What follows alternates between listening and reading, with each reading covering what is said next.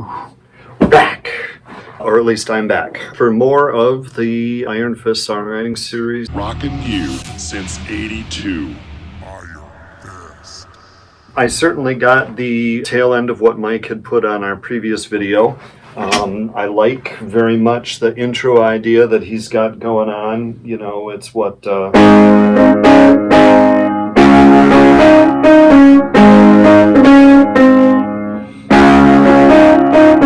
more elegantly than that on the guitar, of course. That's interesting. That's got elements a little bit of like what is that?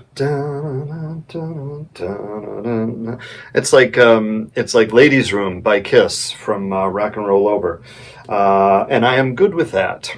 So I think that can work. You know, it has to be a lot faster than that. I'm not saying anything bad about Mike's playing abilities. He was just giving us the basics of an idea. But, you know, what did I give? You know, rock, rock, rock, and roll all through the summer. You know, so,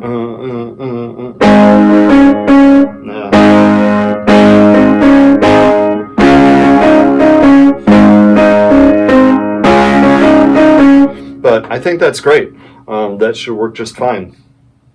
The fact that he wanted it to be piano-driven is cool, too. I hadn't thought about it that way. I just work on the piano because I play guitar poorly. So I work all of my stuff out melodically or harmonically here on the piano. But that's cool. I'm coming to you now because I've got some lyric ideas to throw around. Just getting us into the idea of first chorus, June, second chorus, first verse, June, second verse, July, and then probably bridge, break, whatever you want to call it, being August. So the lucky lyric that came to me was finally got to June. And I like that because it feels like you're being dropped into a story in progress, which, if you think about it, is just the way life works. Anytime you sit down to watch a movie or listen to a song, you're always being dropped into a work in progress, you know, something that has already been going on. And I definitely like just the notion of sort of jumping right in. Finally got to June. Like it gives you the question, well, what happened before that? And of course, if you live in one of the northern Canadian border states, you know what happened before finally getting to June. Winter, more winter, false spring, return of winter, calendric spring, mud season, and then finally some nice weather. So, you know, all of that stuff is there.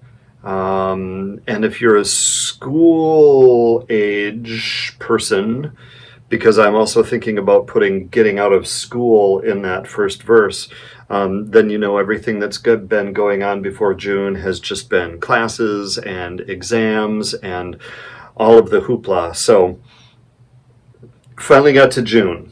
All right, so I'm hearing something that's kind of like a hit followed by just like chugging guitar, or I suppose it could be chugging guitar and piano, but finally got to June, like that. It sounds a little music theater, you know,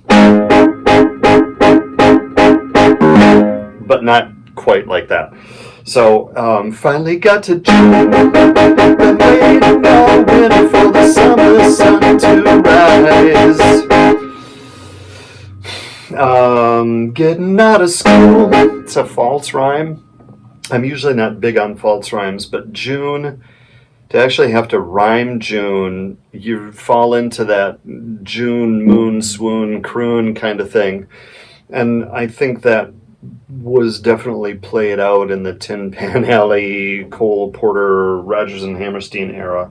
So I don't mind the false rhyme of June and school. Maybe you could just do it as school. Finally got to school. There. Finally got to June. Been waiting all summer. Finally got to June. Been waiting all winter for the summer sun to rise. Getting out of school is better than dinner with a side of salty fries. Clearly not. But it drives home the point that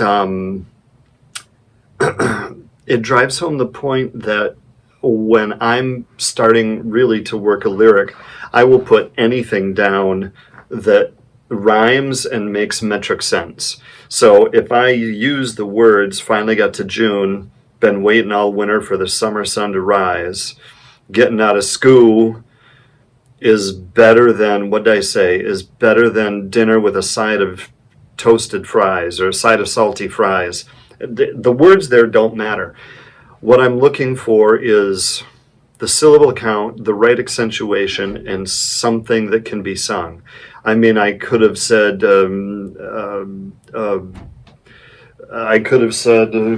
out of school is better than the feeling of, better than when you let me kiss your creamy thighs. No, because that's a Steel Panther song, or at least a poor imitation of a Steel Panther song, and that's not the band we are. But I don't care at this point what the words are. I care about getting the rhyme in and finding the right accentuation for the words. Anything that comes after that, that's the refinement that I'll do back at the computer. So, but I'm sort of down with this. Finally got to June. Been waiting all winter for the summer sun to rise. I don't know if I'm crazy about the word winter there, but it's better than anything I'm thinking of off the top of my head right now. You'll see in a later video where I'll like work at the computer and like I have a sort of a system where I'll like red words out, color them red on the page. And those are always words for me that are like questionable. Like this is a word that if I can find a better one, I'll replace it. But anyway, I think that works right now. Finally got to June. Been waiting all winter for the summer sun to rise. Getting out of school is better than dinner with a side of tasty fries. So that's the idea that I have, and then could be like a big douche, and then the bass actually comes in. So I'm really hearing all of that with just a chugging guitar and then possibly piano, like maybe down in the mix. I can do that in the piano down in the mix. Rachel can too. Whoever ends up doing it will be the one to do it. So that's the idea I have for right now. It's a start, and there'll be more later. Good morning, woodchuck chuckers. I am, if not necessarily bushy-tailed, I am at least bright-eyed, and once again I have the wrong glasses on. There you are. I'm going to ramble a little bit here about listening to music and how the broader variety of music that I listen to as a songwriter can really have an effect on what goes into my songs. It's not necessarily a process-driven thing as much as it is just really wide horizons. I bring that up because as I'm working through rock and roll all through the summer in my head, I realized that what I did earlier with the opening, Finally Got to June, is reminiscent of Does It Take Two? And when I was playing on the piano, I did that Finally Got to June, and I started just chugging away on that A chord, which is what I hear in the guitar, kind of palm muted, or whatever, kind of palm muted, shen, shen, shen, shen, shen, shen, shen, shen, and then just like a flam 2 and 4 on the snare drum. So finally got to June, been waiting all winter for the summer sun to rise and whatever with the chugging guitar. And that's really similar to what we did in Does It Take You? It was a Monday, how to work by 9. And there's a little extra stuff in there, but it is very similar. And so I'm going to, I guess, defer to my bandmate, collaborator, partner, how similar he thinks it is. And I bring that up as a way of saying, I think it's important for me, and here at work, the way I teach, to talk to my students about listening to a really wide variety of music. Excuse me. So when I teach composition lessons, sometimes I'll have a student come in and whatever they've written is really good, but it's also really demonstrative that they are listening to only one composer or only one style or one era of music because it sounds just like that. And so I say, here's some other stuff that you ought to be listening to. You want to write a woodwind quintet, let's listen to some woodwind quintets that have been written in the last 25 years. Rather than woodwind quintets that were written a century or more ago, or rather than woodwind quintets by only this composer. And for me, that same concept holds true for songs. I think Mike and I are a little different about this. Mike, I know, listens to music because I've been at his house when he's fooling around in the kitchen making dinner. He's never fooling around in the kitchen. He's always working hard. But he's got something going on in the radio in the background, but it's almost always, I don't know, it's not maybe what you'd think. It's Sinatra, not easy listening, so to speak. It's not like Lawrence Welk, but it could be. But he's got music on there. I think where Mike and I differ is that because I have such a long commute to get to work, I spend a lot of that time listening to music, old music that I've loved for a long time, new music that I just got turned on to. And so I feel like as a songwriter, I'm constantly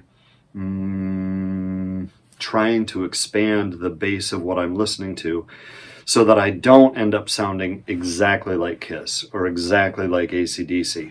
And I'll probably come back and revisit some of that idea in a later babble like this, but my awareness that what I had started putting together for this new song, my awareness that it sounded like a song that we'd already done at least a little bit, was enough to give me pause, and I try to take that into consideration as well in my mind's catalog of songs that I know. I'm also trying to think about, does this sound too much like somebody else's song? Because none of us want to be accused of or sued for copyright infringement. So anyway, that's mostly what I had to say. I'm always trying to listen to a broad spectrum of stuff, and I feel like for myself as a songwriter, the more stuff I listen to and the more different stuff I listen to, the more complete, well-rounded my own songwriting is going to be. So I will rejoin you at a later time. We might take a look at the computer and see what I'm working on for lyrics. Might go back to the piano and do some stuff. I do have some lyric ideas kind of bouncing around in my head, but I want to take you through that so that you can see a bit of the process. So that's just my thoughts right now. The summer song, at least the way I've got it going, sounds not unlike Does It Take Two, which I guess if you're going to steal from the best. Oh my God. But yeah, that's what I got. So for right now, hearting out. And I'm in. So, picking up on what Scott was talking about there at the last, I'll add my 2 cents, and then we're gonna get into some actual hands-on stuff, working some on the melody line with some of the lyric proposals that he gave and so forth. I want to just get a feel for where I'm going to take that as the lead vocalist, assuming that I'm going to be singing lead on this. So every once in a while, Scott steps up and does one.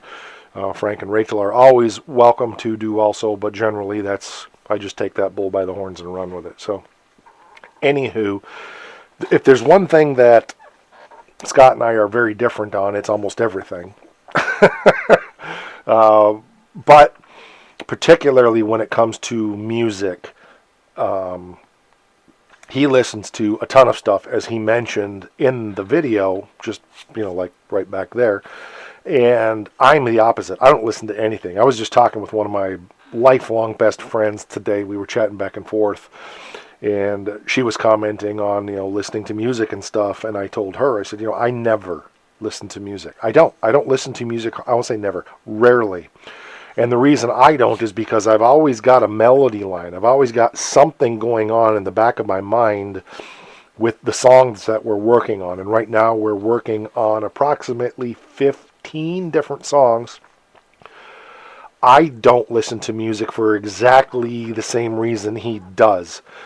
He wants to make sure that we're not stepping on other stuff, etc.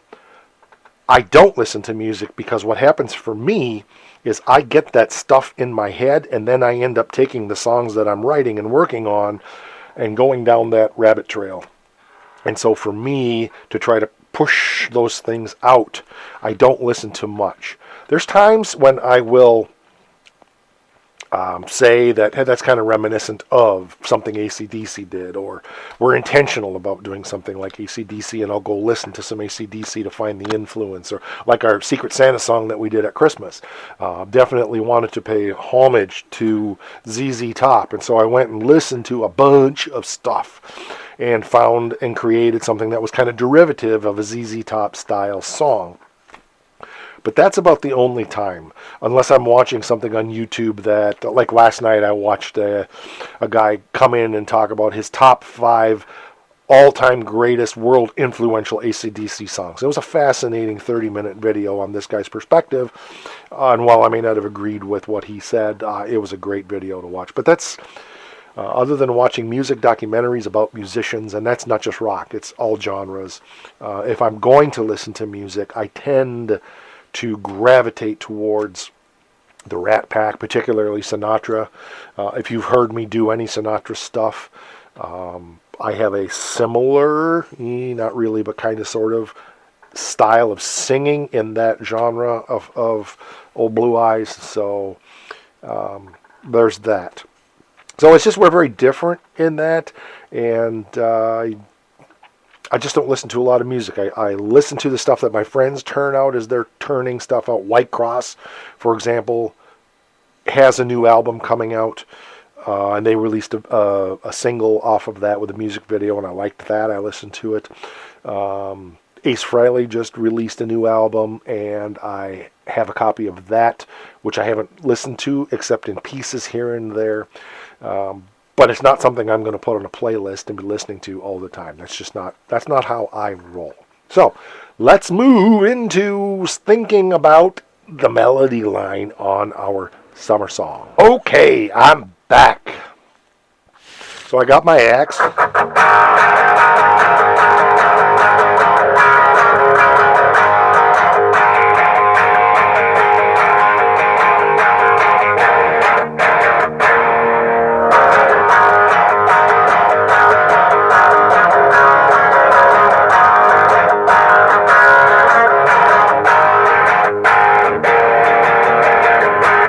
So the first thing I noticed is, and that's the chord progression that I think fits. I don't know if that flows into the chorus that Scott's got here, but the first thing I noticed is, to me, 4 lines may not be enough. What I just played was actually 8 lines. So let's do this. Finally got to June. Been waiting all winter for the summer sun to rise. Getting out of school is better than a burger with a side of salty fries. Da da da da da. Da da da da da da da da da. Na, na, na, na, na, na, na. I lost it. Whatever I did before, anyway, because I don't have the lyrics, and so it's a little bit gray there. That's how it goes. So I think, in my opinion, and I am only one opinion, and he's taking the lead on this song. So then it goes into the chorus, which I don't have completely understand what he's doing there, because I haven't heard enough of it yet from him to really get a handle on it. But I like that, but I think it needs that.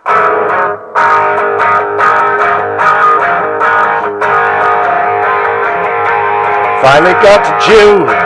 Been waiting all summer for the summer sun to rise. Getting out of school. Better than a burger with a side of salty fries. Finally got to June. Been waiting all winter for the summer sun to rise. Getting out of school. Da, da, da, da, da. Something like that. So I don't have the words, obviously I'm repeating, but and then I think it goes, maybe in the chorus, does it go to D? Gotta rock, rock, rock and roll through the summer.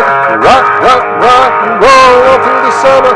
I don't get what he's doing there yet, and that's more on me that I haven't had time to really study where he's going with that. So Scott, in the next episode that you film, please give me your thoughts on adding 4 more lines, or 3 more lines, I think is where I was going with that in the first verse.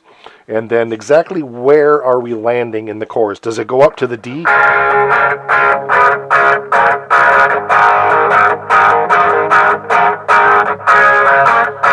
Oh, to the summer.